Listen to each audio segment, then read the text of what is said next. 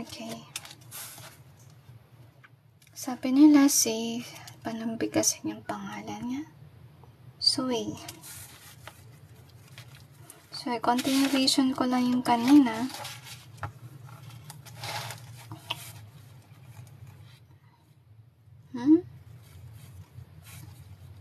Okay, sabi naman ang anghel sa'yo, huwag mo daw lagyan ng year. Okay?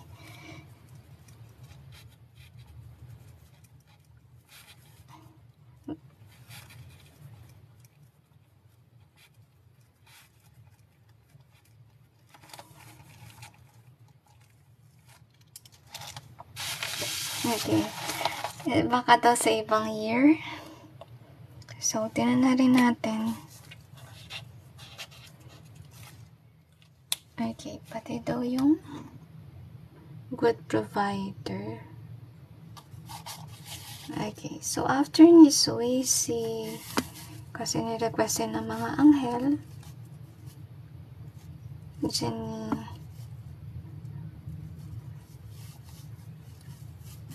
hanggang 11 lang ako guys ha, may gagawin pa kasi.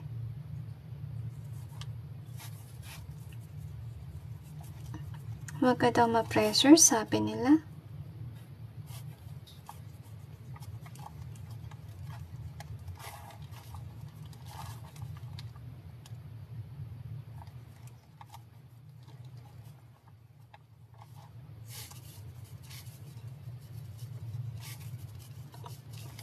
So anyway, let's see. Okay, Sui muna tayo, tapos kay sana tama spelling natin. Okay. Pasensya na kung parang mali rin spelling ko dito.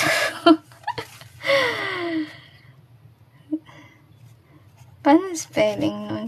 Iba muna o I. Yan muna. Pa-correct na lang kung mali. Okay. So anyway, begin na tayo kay Sui. Okay. Kung may magkagusto ba sa'yo. So far, inalis ng mga anghel yung 2023. So, ayusin ko muna yung camera natin. Yan. So, tingnan natin nangyari sa cards.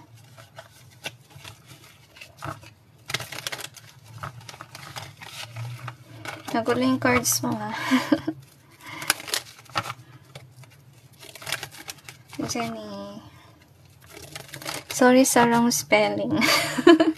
Mamaya ayusin ko. Yung reading muna ni Sui.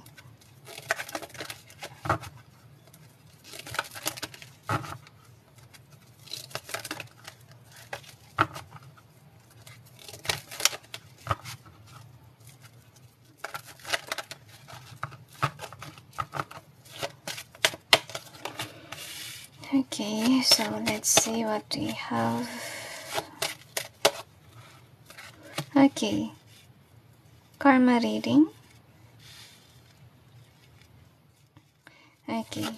They mentioned to me about sa third party situation. Okay.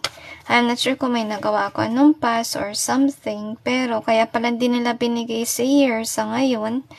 Kasi, okay, sabi nila may tendency ka maguluhan sa pag-ibig.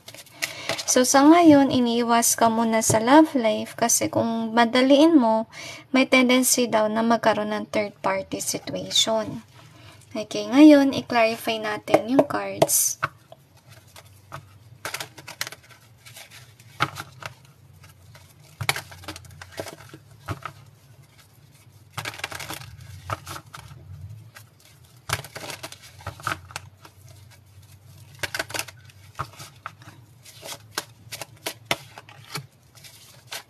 Nga, third party nga. May live and learn tayo eh. Okay. Gusto na sabihin sa'yo na iwasan mo yung okay, may nangyari. Pinapaswipe ako ng TikTok. Hindi ko alam kung bakit ako pinapag-swipe. Ang weird. So, sana makahabol ako sa 11. Kasi may dapat gawin. Another dimension. Okay. Patuloy na lang binabanggit sa isip ko yung third party situation na yun. Anyway, tinan natin. Alright? So far, habang hold ko yung card na to, sumakit yung dibdib ko. Parang kinutuban ako. So, kung pilitin mo si love life, magkakaroon ka ng partner, pero kukutuban ka sa kanya. Kasi, I'm sensing na itong tao na to, kahit sabihin natin mayaman yan, maganda yung kanyang status sa career, puno naman siya ng problema. Baka bayarin, okay? Something stressful. So, anyway, yun nga. May makakit naman sa'yo na tao. Tsaka may potential kayo magkaroon ng baby. Kasi balance naman kayo. Yung problema lang kasi sa kanya, may mga problema siya. As you can see with this one. So, syempre, kung habulin niya ng problema, maging problema mo na rin ang problema niya. And I'm sensing na dahil doon, parang siguro magpro-protest ka na ayaw mo ng taong may problemadong sa buhay, madrama, and so on. So may tendency na maghanap ka ng iba. At saka I really sense heavy tears here, to be honest with you. So, yun nga, gusto nila sabihin sa'yo na bago ka magkaroon ng jowa, tinaw mo muna kung ano talaga yung gusto mo talaga with regards sa relationship. Hindi pwede yung habol mo lang is pera ng tao or status. Kasi, gusto nila sabihin sa'yo na hindi lahat ng may pera, mayaman, okay na. May ano siya, may issue siya. At dahil dito, yun yung ayaw mo, na may iyak ka dahil doon. So, gusto nila sabihin sa'yo na this year is not a year for finding a connection. I'm not sure if nandito ka nung iba kong life, pero nabanggit ko na rin kasi this 2023, focus talaga sa work, guys. Hindi siya masyadong maganda sa relationship. Actually, if you ask about relationship, marami kasing alangan sa connection this 2023. To be honest, marami naghihiwalay.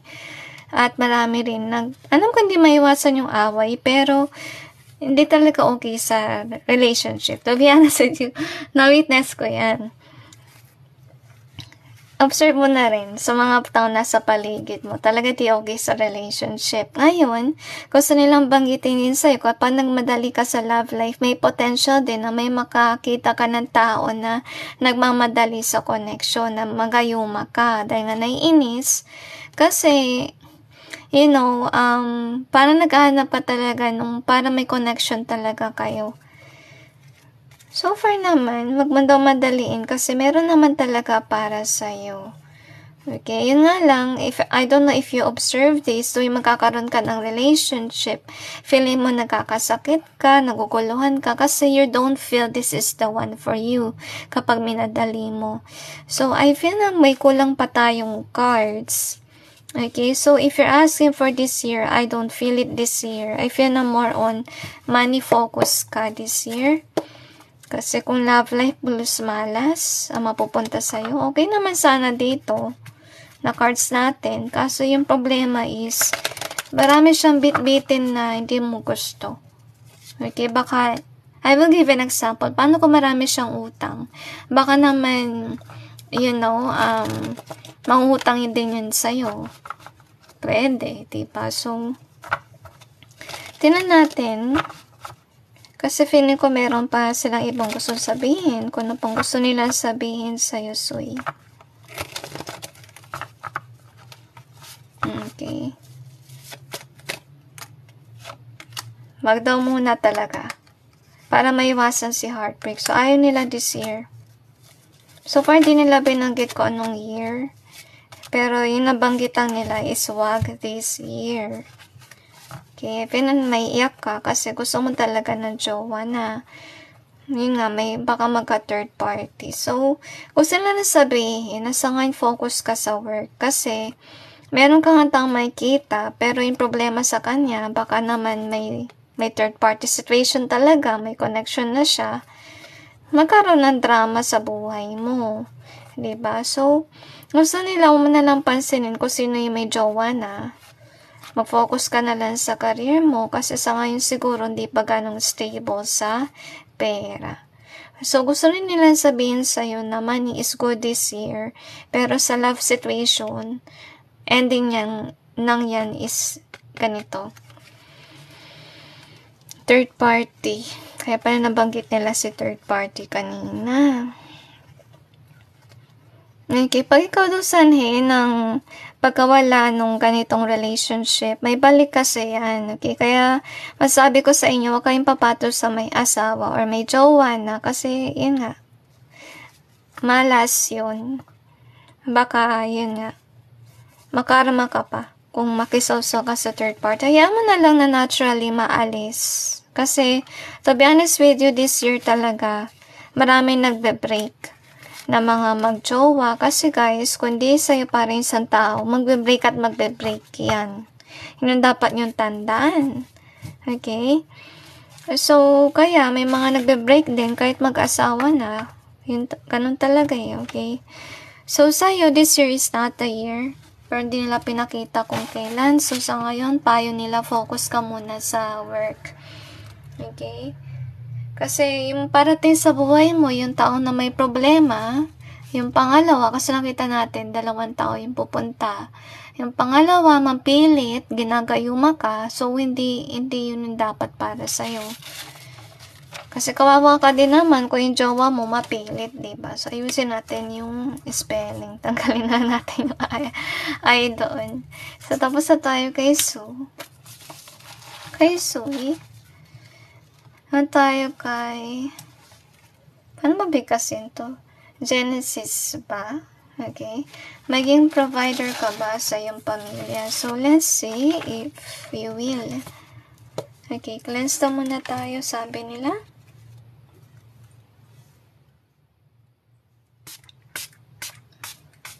Actually, naalala ko tuloy yung natakal ko na mga tao sa YouTube. Kasi sinusundan ko tong mag-couple na to. At mahilig sila mag-discuss about sa finances, about sa mga boy-boy lang, to be honest with you. At nabanggit nila na parang di daw maganda sa culture natin mga Pinoy na yung panganay dapat pag-aralin niya lahat and so on. Parang naawa na lang siya sa taong ganun. Kasi yung iba na spoiled brat na nung ate at kuya nila. To the point na hindi na sila nagtrabaho dahil nga may provider naman. So, sana di maging ganun yung sitwasyon mo.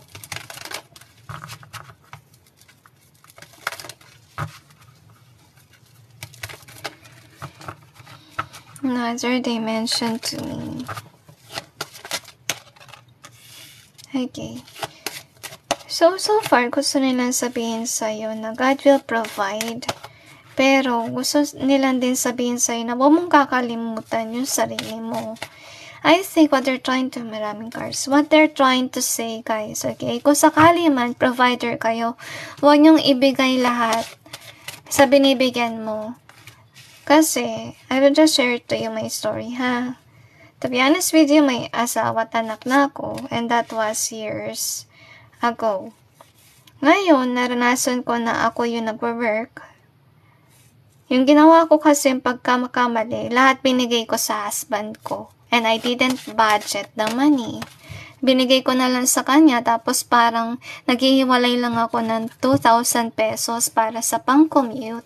Yung pagkain naman kasi namin sa company noon, libre lang. Okay, so wala akong ganong problema doon. Yung commute lang talaga yung problem, yung kailangan ko ng money. So, kada sweldo, kinuha ko lang 2K, binibigay ko sa kanya lahat. Yung mali ko, wala akong savings, guys. Hindi ako naglalagay na saving for myself. I think yun yung gusto nilang sabihin sa'yo na don't put all in one bucket. Kasi guys, ito yung mangyayari. Paano kung nawalan ka ng work? Nga kayo. Siyempre, pag nawalan ka ng work, tatanungin mo na yung, let's say, family mo, parents mo, meron ba kayo naipon? Para sana pang-apply ko. Paano kung wala silang naipon? Di nga kayong lahat. Kaya importante na, kahit ikaw ay provider, please, okay? Mag-save kayo ng pera. Hi, angels, kasi nakita ko 44. 47.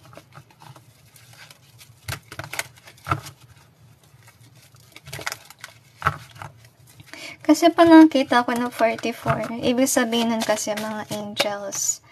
Okay? Nabati kong, hi angels, pag 44, because they're reminding you na nandyan sila lagi. So far naman, to be honest with you, may pagkaswerte ka with regards sa paghahanap ng trabaho. Kasi God knows that you're providing for the family. Yun nga lang, yung nabanggit nga kanina, you have to learn to save money. Kasi kung hindi ka marunong mag-save ng pera, minsan, okay, ganito yung explanation guys. So, kayo maiinis kapag may nakasakit, may naksidente. Kasi kaya nangyari mga bagay na yan kasi guys, first of all, baka hindi kayo nagsisave ng pera. Parang pinapakita sa'yo ng Panginoon kung ano yung importansya ng pagsisave ng pera. Okay, so yun ang dapat mong tandaan. You need some money for emergencies. Okay, so far naman, oo, maging provider ka because of the reason na you will have work. At saka yung trabaho mo, hindi lang isa, kundi magkakaroon ka yata ng dalawa, may sideline ka pa, to be honest with you. I feel na you will be happy kasi you'll be able to give comfort to your family, which is nice. Yun nga lang, mag-save ka talaga ng pera, tsaka iwasan mo rin mag-brag posting kasi baka may mainggit. Tsaka kasi kung marami mga tao na may negative emotions sa'yo, habulin ka rin ng malas. So, mag-ingat ka sa mga taong ganyan. Might as well na work in silence na lang tayo. Para wala tayong problema sa negative energy. Ngayon, this is nice. So, definitely you will be a good provider because it's really destined to happen para naman umangat yung iyong pamilya. Which is nice, but yet remind yourself to save money kasi yung trabaho mo na parating guys, hindi yan forever. In your case, okay, kay Genesis, sorry guys, sasabi kong guys, okay? So, hindi yan forever kasi we have a surrender card here. So, yun nga, kaya ka dapat mag-save ng pera kasi pag nawala yung main na trabaho mo, magkakaroon ka ng problema or issue na baka wala ka ng money kung mag-a-apply ka uli. Okay, so anyway, yun nga, magkakaroon ka uli ng another work kasi nabanggit ko dito, dalawa yung work mo, diba? I feel na yung mawawala dito is more on yung main. Okay, so anyway, magkakaroon ka uli ng main na trabaho kasi magugustuhan ka kung sino man yung kliyente mo or yung company. Okay, so anyway, yun nga, magugustuhan ka. Lapitin ka talaga ng work, to be honest with you. So, you will definitely give a comfortable life to your family. So, it's definitely a yes. Kasi yun nga yung pinapangarap mo. So, I feel like you will go after it. So, far naman, di ko naman na-sense dito about sa love life. Okay? So, I think that it will be a yes. Kung di mo inuna si love life, hindi ko na-sense ito si love life, honestly. Kasi nakita ko, inuuna mo yung magulang mo. Pero, remember, remind yourself to save money. Para kung may emergency, may makukuha ka pang money. Okay? Huwag ka masyadong codependent sa kanila. Aasa ka nang nagsasave yan. Diba? So, yun dapat mong gawin. Okay, have another job. So, ibig sabihin ng dalawang trabaho. Hindi lang si main. Meron ka pang second na work. Na sideline. So, it's a yes for you, which is nice. So, oh my gosh. Malapit na ba? Wala pa. Kasi ako pwede ng 11. Okay, may gagawin pa kasi yung another, Okay, so anyway. Sana di ako malate.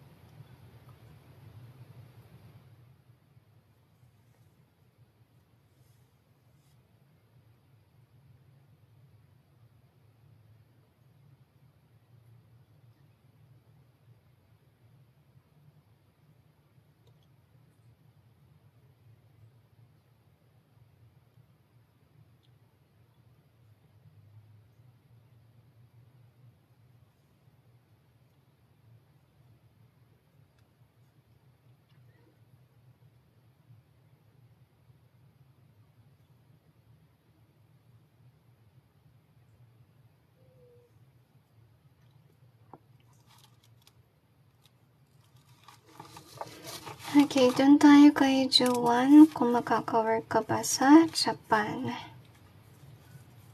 Tama Tama ba? Ang dami mo nilagay. Okay, gets ko na yung isa pala. Sojak, okay? Doon tayo kay Joanne kung magkaka-work ka ba sa Japan.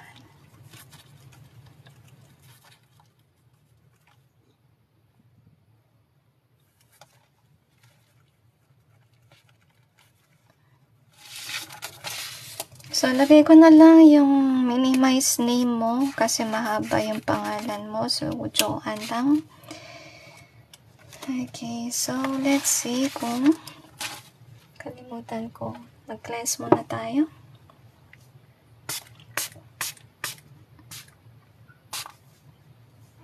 So, let's see. Ano nabanggit ng Korea? Na-sense ko Korea. Pero na natin. May ibang bansa na naman ibigay sa atin.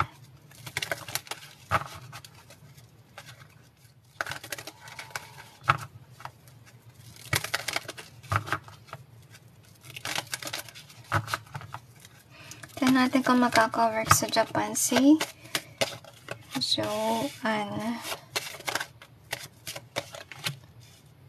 Okay, you have to go after it. Kasi ito yung pinakita agad. Parang nasa Diyos ang awa, nasa tao ang gawa. Yun yung unang message natin. So if you go after it,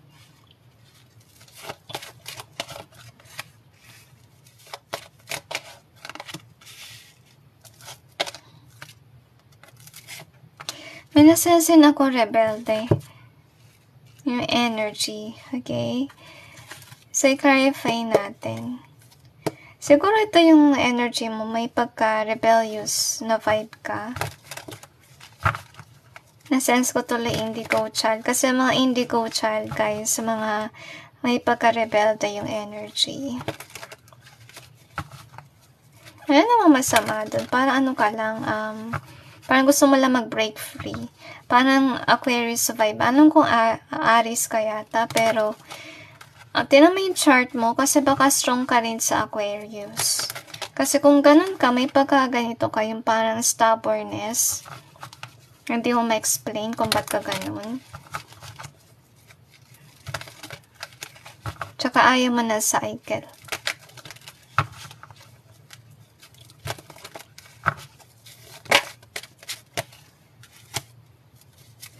Magandang card, so may gift tayo. So far, habang naglalagay ako ng card, sumasakit si left hand. Ibig sabihin nun, naiinis ka. Okay? I wonder why may negative kang emotion. Or meron naiinis din sa'yo. Bakit kaya?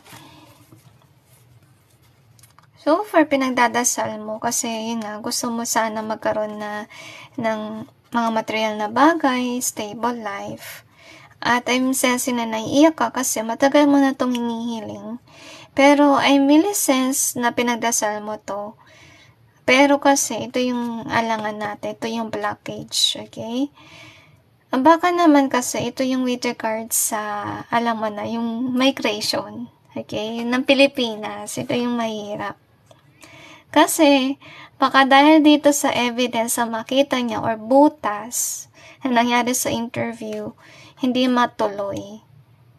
So, ingat ka sa interview. Huwag mong palabasin na pupunta ka doon kasi gusto mo ng ganito at ganyan na with regards to luxury. Kasi, baka hindi i-grant. I'm not sure kung meron kang kamag-anak sa Japan or something like that. Baka kasi hindi ka payagan dahil nga doon. Hanapan ka ng butas, kaya ikakainisan mo. Kaya pala may nasensa kung galit na energy. Mapapaaway ka, baka sa migration. So, anyway, gusto ng mga anghel na iwasan mo na mapaaway ka. Kasi I'm sensing na meron sigurong parang may kulang or may nasabi ka para isipin nung kung sino nag-interview sa'yo na parang may after ka lang, kaya ka pumunta ng Japan, parang hindi niya nakita yung pagka-genuine mo. Nakita niya kasi deceit, as you can see here. So, kaya nga, nangyari, hindi ka matutuloy doon, hindi ka magkaka-work. Kasi, ito nga yung nangyari. Hindi ka pinaniwalaan ng migration. Okay? Nahanapan ka ng butas, hindi sila naniwala sa'yo. Kaya, hindi natuloy. To be honest. So, anyway, let's see what we have here. So, yung lesson learned mo dito, huwag kang umasa sa kamag-anak. Kasi I feel na ito rin yung dahilan kung bakit hindi ka nakapasa sa migration. Kasi baka nabanggit mo may kamag-anak ka dun or so forth. Parang nadulas case, sinabi mo. So, anyway, with the count being here, so I think na yun ang mangyayari sa interview, parang lesson learned sa'yo. To be honest with you, sumakit din yung kamay ko with regards dito sa cards na to. Ibig sabihin, sumama yung loob mo. Kasi hindi natuloy. Let's see what we have here. So, to be honest with you, okay, with regards sa trabaho, I think that you will stay on where you're at currently. Di ko alam kung nasaan ka, nasa Pilipinas ka ba or something. Pero kung saan ka man ngayon, dapat doon ka lang magstay sa ngayon. Huwag ka muna lumabas ng bansa. Because I think what's going on with you here, kung gusto mo talaga mag-ibang bansa, kailangan mo ng pera, kailangan mo ng maraming papeles, as you can see here, para, with the chosen being here, ibig sabihin lang nun, para makalakad ka papunta ng ibang bansa. It's really risky. Okay? I really feel na mawawalan ka ng parang gana sa oras na nag-fail ka dun sa migration. May pumigil sa'yo sa migration. Dahil kukonek ka dun sa kakilala mo. Okay? O kaya, parang ano ka lang parang hindi siya naniniwala. I'm not sure kung simple kang tao kasi baka iniisip niya na tourist ba to, parang hindi naman siya maya. Parang ganun yung iniisip nung sa migration. Okay. Hindi ko talaga gusto yung migration natin, guys. Masyadong mahigpit. Judgmental. So, dito ka muna sa bansa natin. Okay? It's a no for you. Dahil nga, mapapaaway ka dun sa dahil di ka pinayagan. Hindi siya naniwala sa'yo. So, if yun ay mga lesson learned mo dito, maraming papeles yung kailangan. Magdala ka halos lahat, okay? Sana ilakad yung migration na yan. Kasi nakakaawa na yung mga tao. Maraming mga hindi nakakapuntang ibang bansa.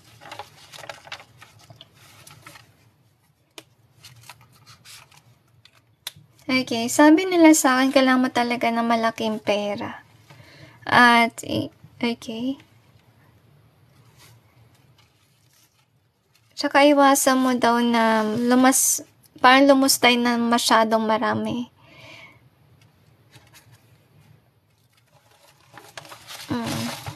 Ano pa, angels?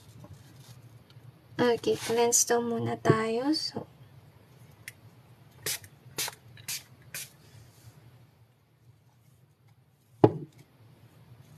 sinong may impeach, angels?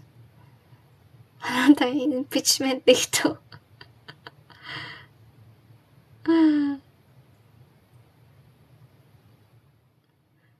Tugon na naman sa Pilipinas. Tama na sa Pilipinas. Alam na natin mangyayari. Diba? So anyway.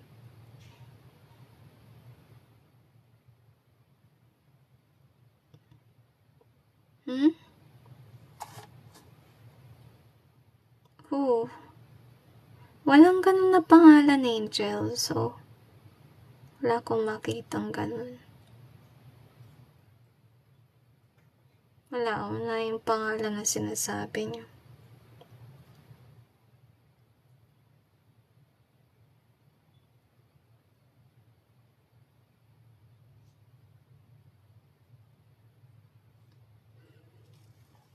Okay. Okay, clear daw. So, clear tayo kung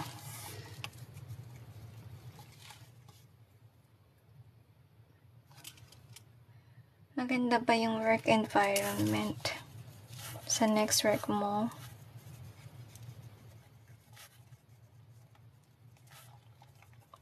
Last na to guys ha, meron kasing schedule ng 11.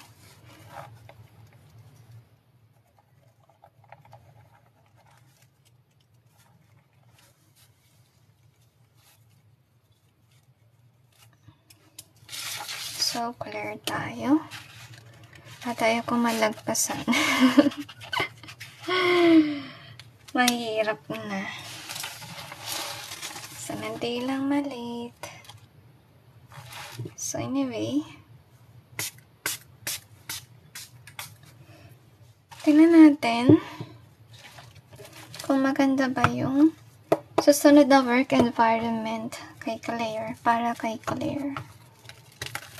Actually, to be honest with you, marami kong kapangalan na Claire na expressive. I'm not sure if same goes with you.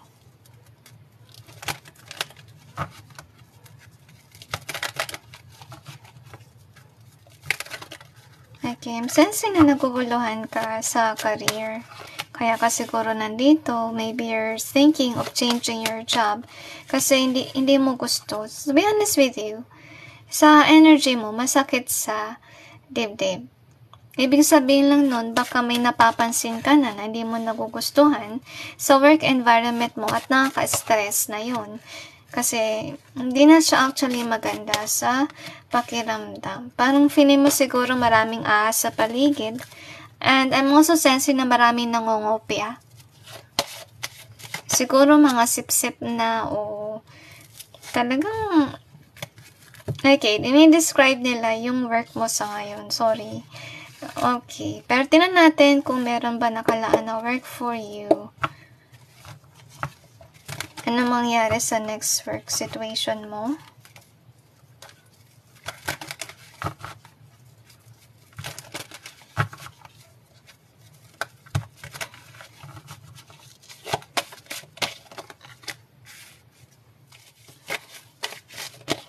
Okay.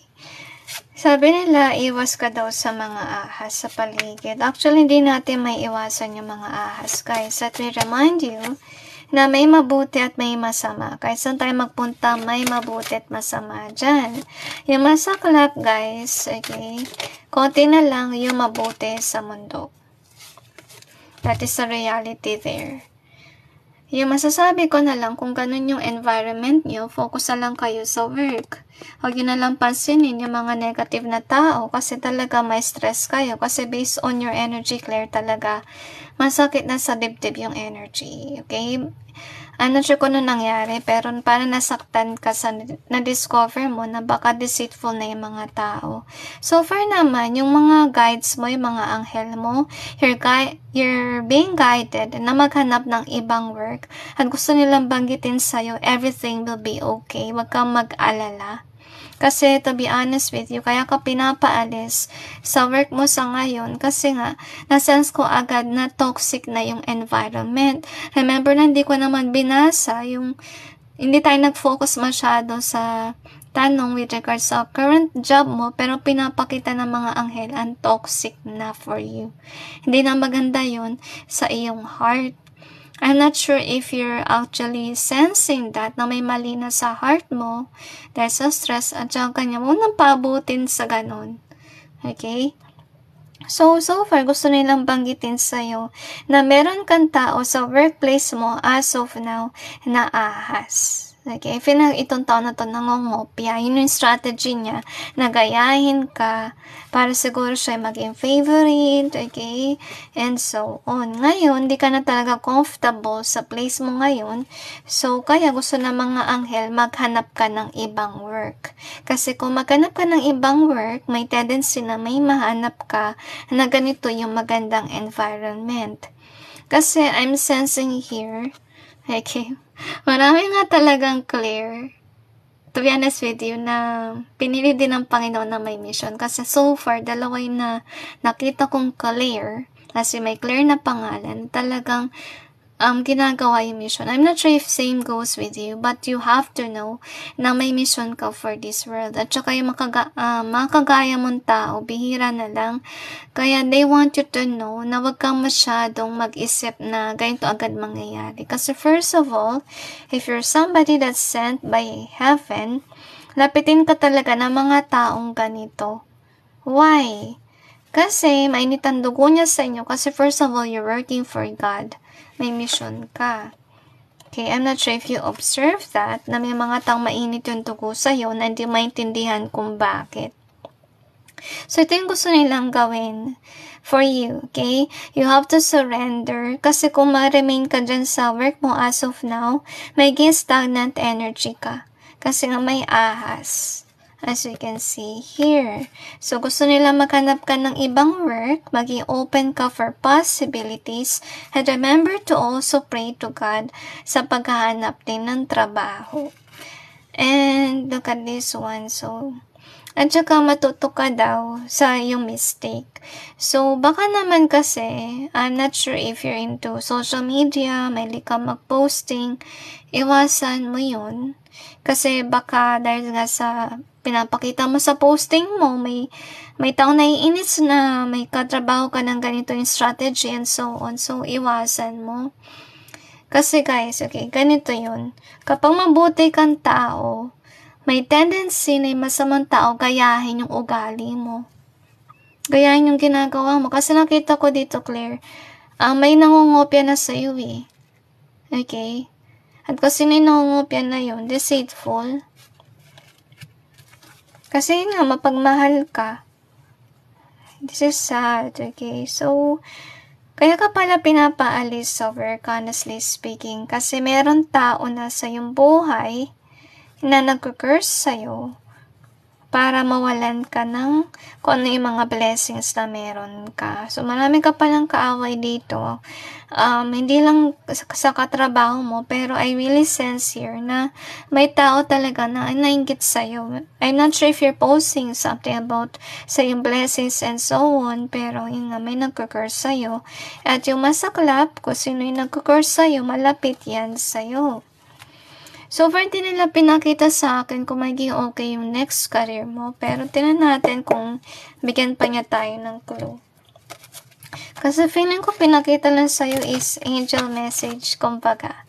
Para maging aware ka kung bakit ganito yung nangyayari sa'yo and so on.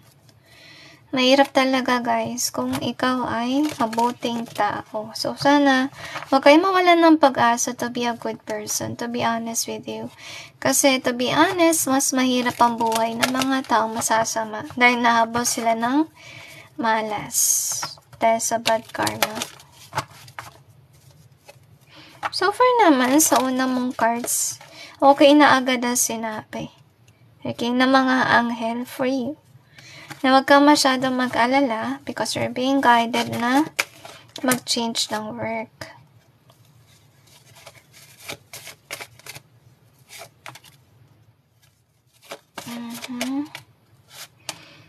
May next work ka nga, pero yung problema mo naman, hindi ganun kalaki yung perang matatanggap mo. Kaya nagdadalawang isip ka rin. Ayaw mong tanggapin yung ibang opportunity kasi maybe malaki na yung sweldo mo sa current job. So far naman, gusto nilang sabihin sa'yo na huwag mong masyadong isipin yung money kasi yun nga, ito yung nagpapastay sa'yo sa current job mo. Yun yung gusto nilang banggitin din. So far, let's see kung magkakaroon ka ng work. To be honest, okay, ito yung kaya ka stagnant. Kasi nakita ko ayaw mong kumilos, ayaw mong mag-change ng work dahil maybe sa pera. Okay, nag-aalala ka na baka hindi ka nasweldohin ng ganun kalaki.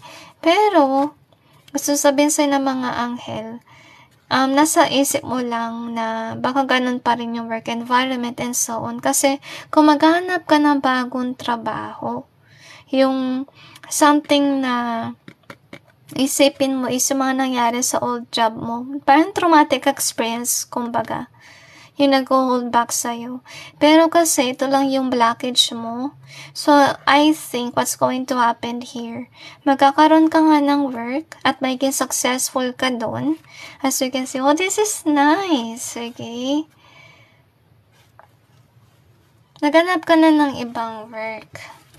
Kasi, I feel na may papadala yung mga anghel, yung Panginoon na work talaga para sa'yo. Divinely guided, honestly speaking. Okay? Huwag ka lang matakot talaga. Huwag mo lang isipin na ganun pa rin si work environment. Kasi, with regards naman sa susunod mong work, magiging successful ka doon at balance pa rin sa pera. Kasi, I feel na isa sa nag-hold back sa'yo is iniisip mo yung pera. Okay, kung ganun pa rin kalaki yung sweldo and so on. Pero balance At may success card pa tayo. So, tsaka, kasi, hindi kasi kompleto yung cards na to Kasi basically, yung 6 of Wands, may mga tao sa background na nagsaselebrate with you. So, ibig sabihin, may mga tao sa paligid mo, sa next work mo, na talaga nag-cheer sa'yo. Okay? At, yun nga, hindi naman maiwasan yung drama, but I think that, now-hold mo naman yung drama kung meron man. Kasi I feel na yung current job mo sa ngayon talaga, hindi controllable yung energy. Talagang disruptive sa unang pagkabasa ko pa lang, compare sa pagkabasa ko about sa future na trabaho mo na kasunod. Mas mas kalmado yung next job Okay? So, sana, piliin mo sana na makinig sa mga anghel. Kasi so far you're divinely guided. I think na yung power mo is you're feeling drawn to something na dapat mong gawin. Wag kang matakot kasi I think that kind of instinct came from heaven, to be honest with you. So, wow, you're receiving downloads. Ituloy mo lang na maging malapit ka sa Diyos kasi napapansin ko talaga ditong ginaguide ka niya. Okay? So, anyway, that's it for the live today, guys. Malapit na mag-11. May nahabol ako oras. So, anyway, thank you for being here. Tsaka pasensya na nakat yung kanina. Kasi nakita kong parang may mali. Kanina. So, kaya kinat ko. Tapos nag-live uli ako. So, anyway, that's it, guys. And God bless all of you.